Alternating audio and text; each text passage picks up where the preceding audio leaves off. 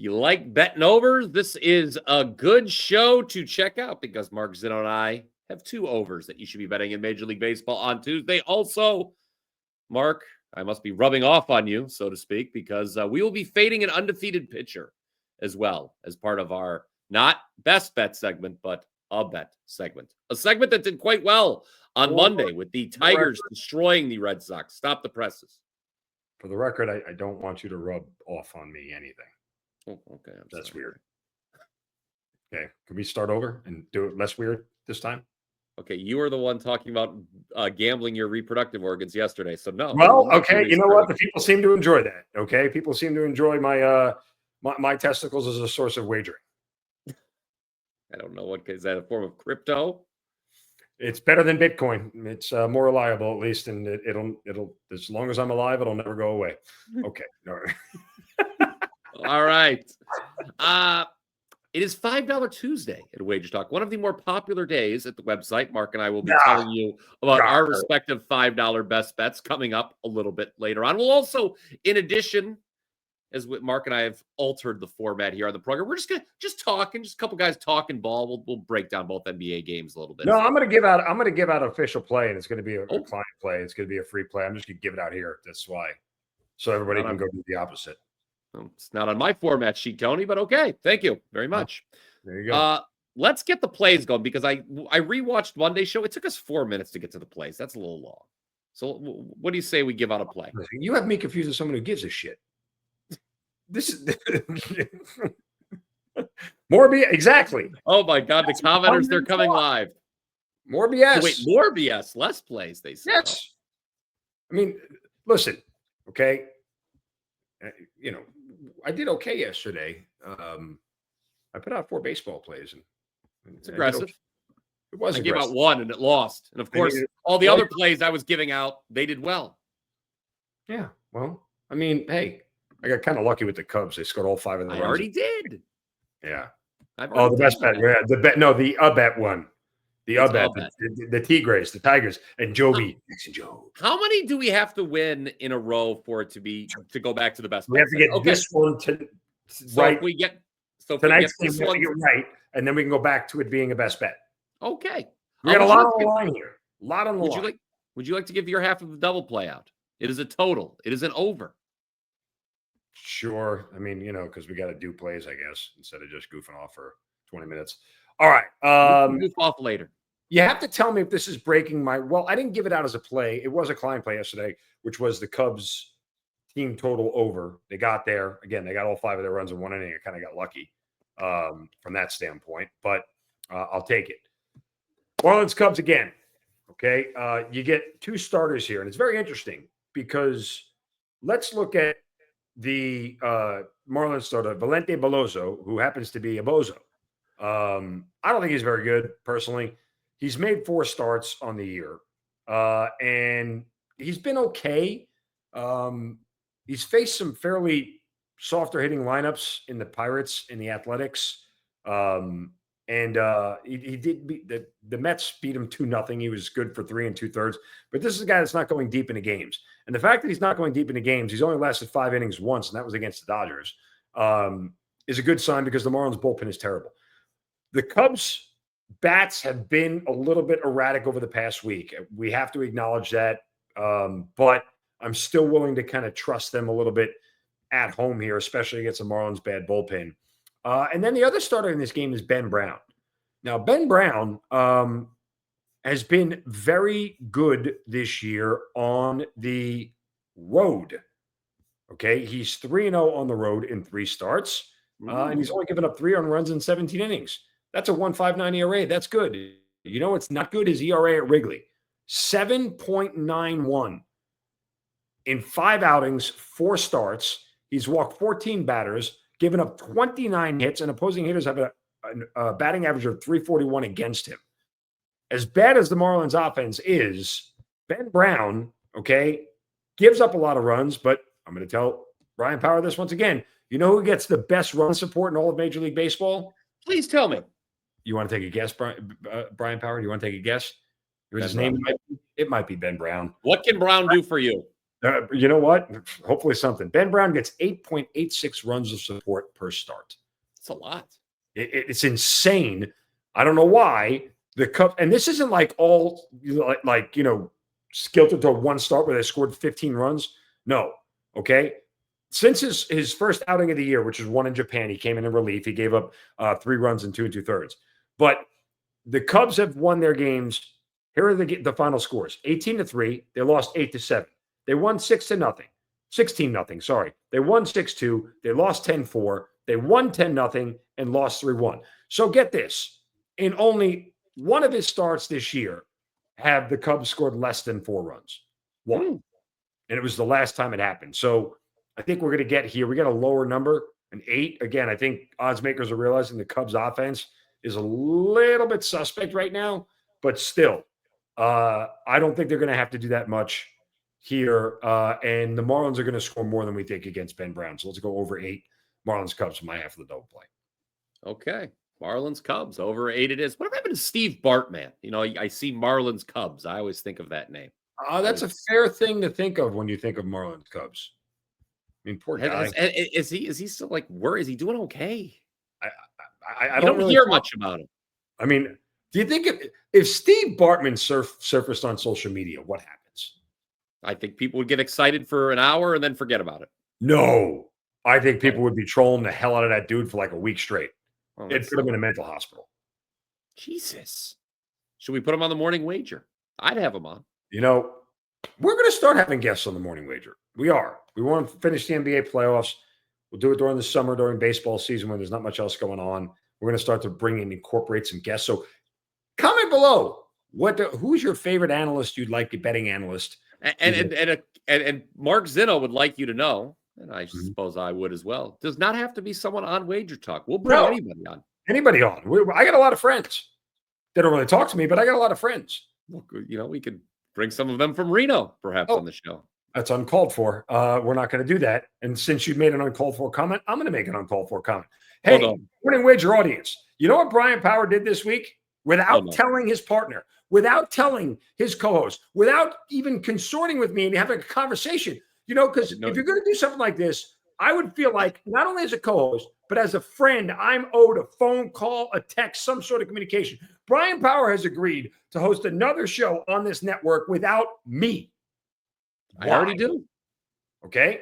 There's going to be a college football show hosted by Brian Power, and I'm not going to be on it. You will be on it. No, I don't. I would just like to understand the logic you used when you were asked. Okay, exactly. Dump the Power 5. Okay, the Power 5 is. I may have to now. Get rid of it. Okay, the Power 5 is show. The Power 5 is about as good as a woman from Reno. Okay, you guys keep wondering what we're talking about, Reno. I can't tell you that story. Not now. Maybe not ever. Somebody. You want me to really piss you off right now? Sure. Want me to set you off? Somebody commented on the Monday edition of the Power 5. BP, I kind of like this show a little bit better with just you and not Zinno. It's an actual comment. Well, that person can bite my ass. I actually told them that. I said, please, you can bite Mark Zinno's ass. Yeah. Okay. So, yeah, you agreed to host a show without me. I'm slightly offended. You didn't tell me. You didn't communicate. I don't know if, how much longer this relationship is going to last. I'm sorry. Would you like me to? No, you're not. You're not sorry. Don't lie. You're not sorry. This is supposed to be your number one priority. It is my number one priority. Apparently not. You have other priorities. Boss calls you. Yeah, I'll do it because I'm a big pansy and afraid to say no. Yes, that is essentially how that phone call went. That's exactly how that went down. Yes, I didn't know you were part of that call. All right, yes. I wonder why they didn't call me. Probably a variety of reasons. Yeah, I can think of several. All right. How about I talk about, we went from Steve Bartman and Zinno being mad at me for doing other shows. You are Mark Zinno of multiple national media outlets. I'm Brian Power of one media outlet. Yeah. Okay. I hope your show fails. Next. Let's go. Okay. That was mean-spirited. That hurt a little bit. That hurt a little bit. I'm going to try harder on that show. All right. Over. A very high bar to clear. Yeah. Over White Sox. Yes. Behind the scenes of the morning wager, me listening to Zinno rant for 29 minutes before we go live on air, and me saying, this will be my half of the double play if you care. And then we go live. That's the show. That's basically how it works. All right. Over White Sox Reds. I don't know if you heard me say this on the phone, Zinno, but yes, this is my half of the double play.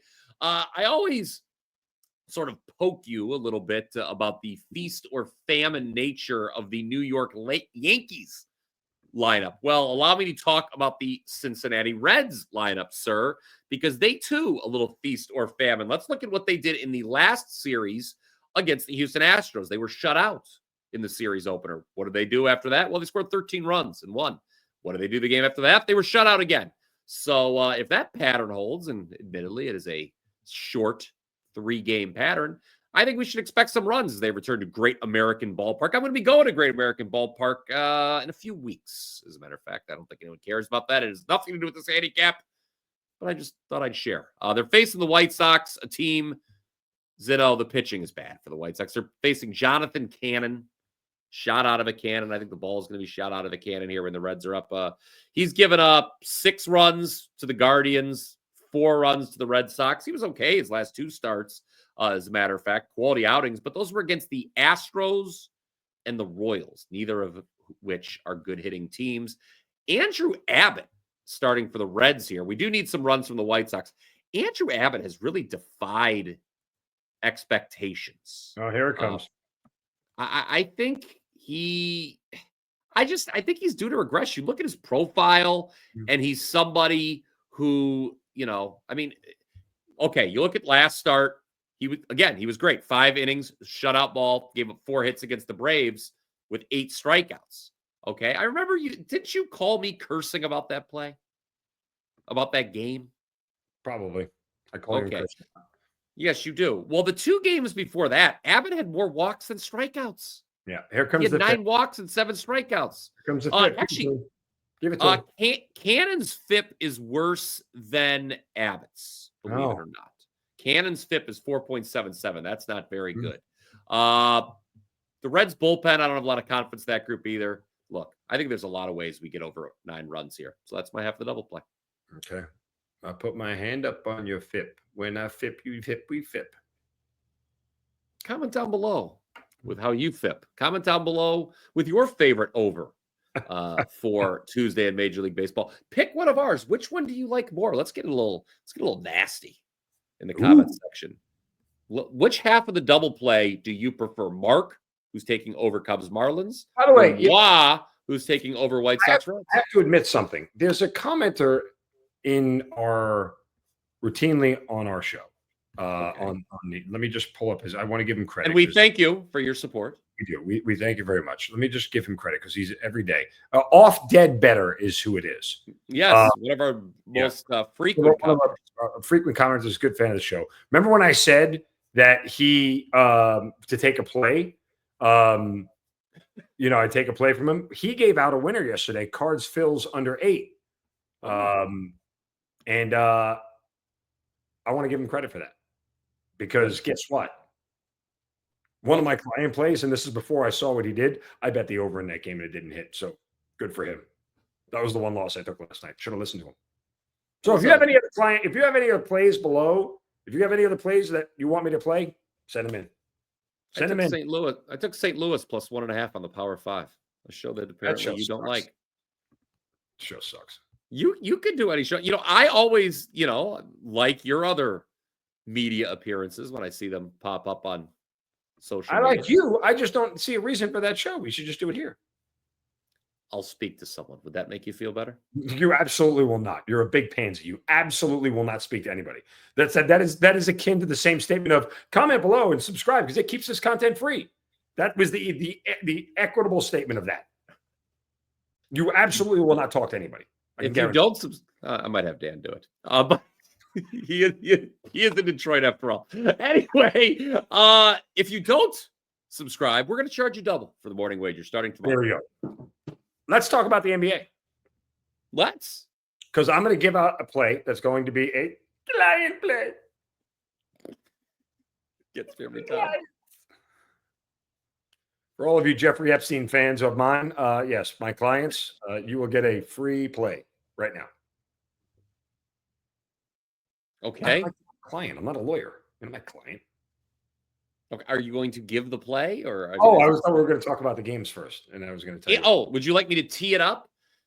Mark Zinno, the Cleveland Cavaliers are in a lot of trouble. Donovan Mitchell will be a game time decision for Game 5. They are down 3-1. And they lost the first 2 games, and they look lost at both ends of the floor. That was a, dare I say, shambolic effort. I don't know if that's Sunday a night word. in Game 4. No, it is a word. Look it up in the dictionary.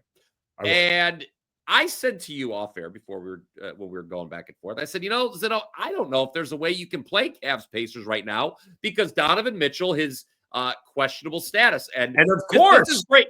You're going to not only give a client play, but you can do the nerd voice now because you have found a way to play Game 5 of Cavs Pacers. I have. Even though we don't know who's playing. You should always wait closer to tip-off before you bet an NBA game to see who's playing. Well, Brian Power, I don't need to wait to see who's playing because my play is not affected if Donovan Mitchell is playing. Okay? Oh. Well, and that play is? The Cavaliers are a home favorite and a big favorite at that again, which does one thing that I like here. It drops the team total of the Indiana Pacers down. The Indiana Pacers, okay, in the 3 games they've won, have scored at least 120 points. They've shot at least 51% from the field. They've shot at least 39% from 3 in all 3 of those games. In the game that they lost, okay, this was the regression that happened. They only shot 43% from the field and 30% from 3, and still scored 104 points in a game that they weren't even trying to score 104 points because they were getting blown out. I will ask this question to you, Brian Power, and I want you to give an answer to the audience. What have you seen from the Cleveland Cavaliers at this point to make you believe their defense is going to do anything to be able to slow down the Pacers? If the Pacers are making shots with any semblance of regularity, if the Pacers are shooting an average of around 46%, they don't even have to get to the 51%. If they're shooting better than 46, 47% for this game, there's not a way that the Cavaliers are going to stop them from scoring 110 points in this game. I would concur with that. Right. In Game 2, which was the last game here in Cleveland, the Cavs held the Pacers to 15 points in the first quarter, and Indiana still ended up with what? Because they had 30 plus the other 3 quarters. 120. So yeah, that's been the big problem. The Cavs have not been locked in defensively at all. They have not been, and I don't know that changes. And if Donovan Mitchell isn't playing, does their defense get better? No, it doesn't. At a minimum, it stays the same. Right? Mm-hmm. Yes. So it either stays the same or gets worse. And if it stays the same with one less guy and you got to go deeper into the bench to get a guy who doesn't typically play, I'm going Pacers team total over 110.5. But Indiana, dare you could say, will be pushing the pace, according to Mark Zinno. Interesting. In our other game between Denver and Oklahoma City. You can for the next 3 minutes. Just go take a lap. Go. Just go sit in the portalette for 10 minutes. Can't even look at you. The what? That's that Peyton Manning thing on Saturday Night Live. When he throws the ball to the kid and he hits him in the stomach. I can't even look at you. Go sit in the portalette for 10 minutes. All right. You know who needs to lose?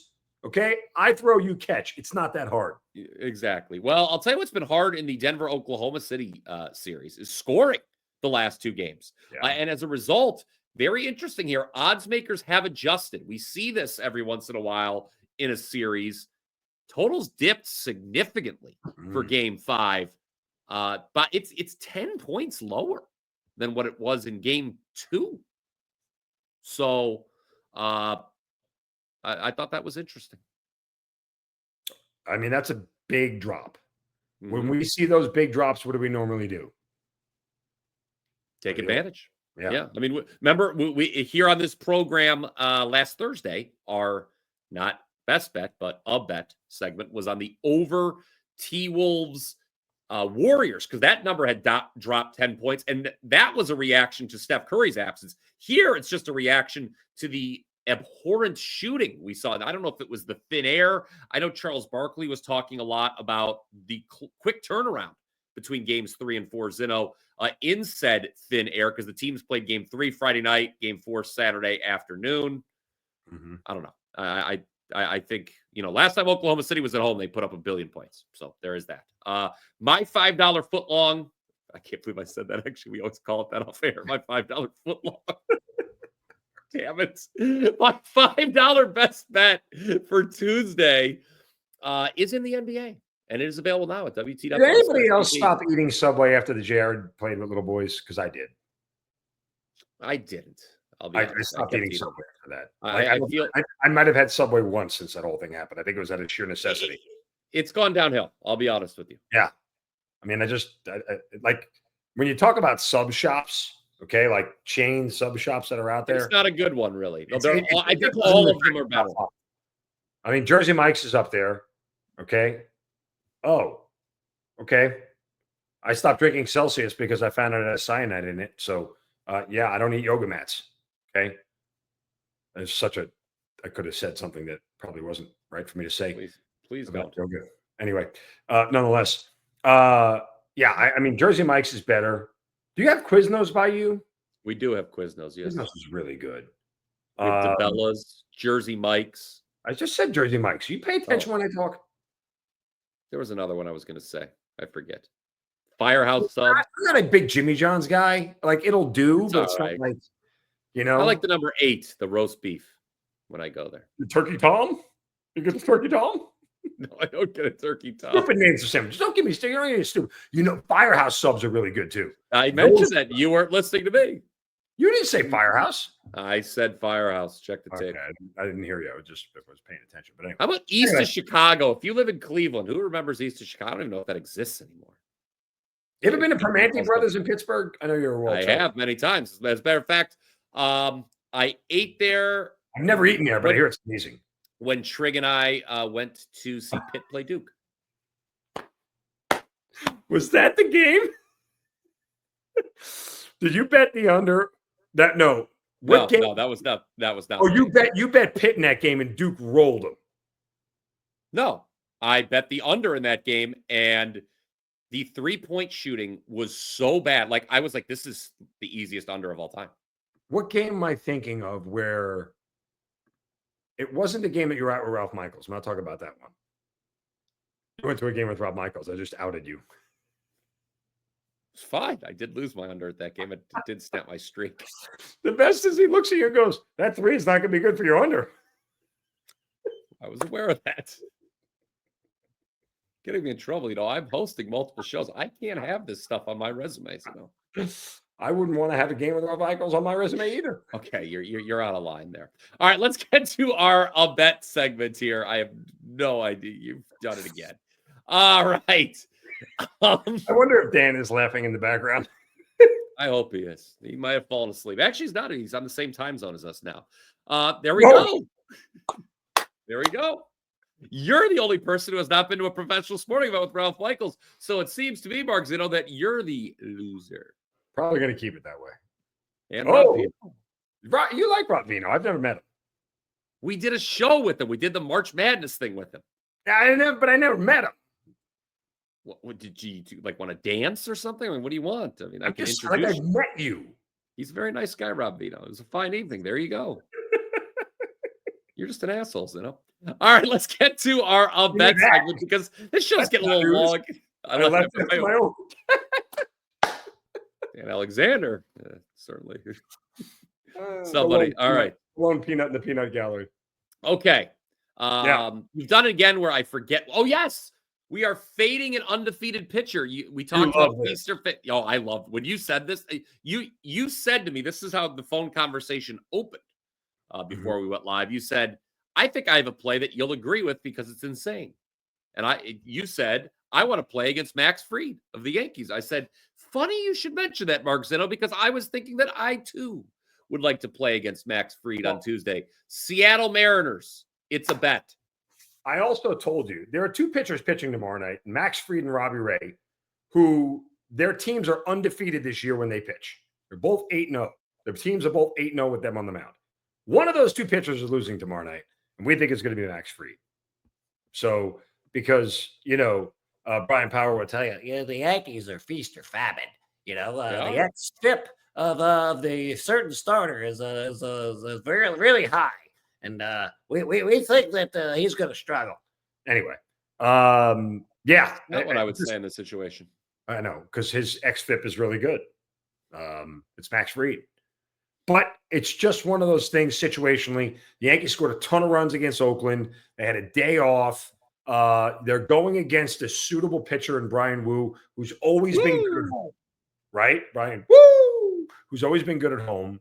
And a spot here where the Yankees might be more famine going into a hitter's ballpark, from a ballpark that doesn't hold the ball to one that holds it really well. This is the spot here to play against the Yankees. And oh, by the way, and the other thing I told you too, Max Fried is a minus 140 favorite, is the world's ultimate sucker bet. It's what it feels like, right? It screams take the Mariners. I also, look, if you'd like something a little bit less risque, I had tried to talk you into maybe finding an alternate +1 with the Mariners, because the +1.5, you're going to pay minus 160, somewhere in that range. Probably too juicy for my blood. But maybe if there is a -1 or a +1 rather with the Mariners, that might make some of you guys more comfortable. Just throwing it out there as a possibility. But we do like the Mariners for it's a bet. And we'll try to, if we get it right, we'll be back to a best bet. Yes. You did make one mistake, a rare mistake from you, Mark Zinno. What did I say? Oakland.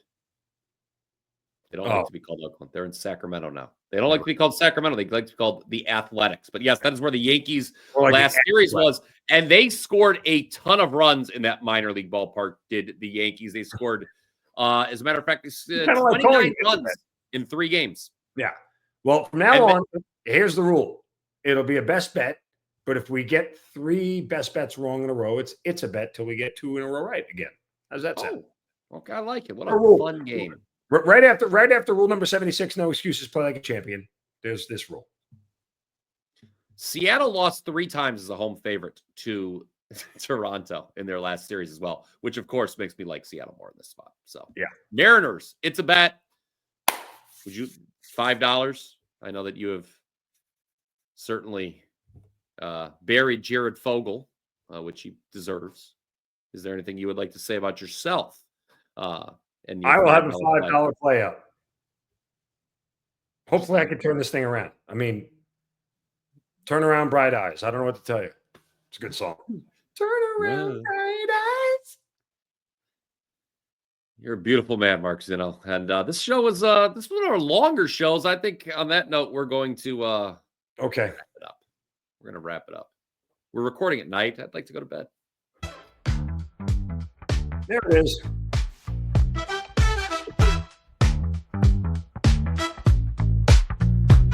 Subscribe. Chances high or low.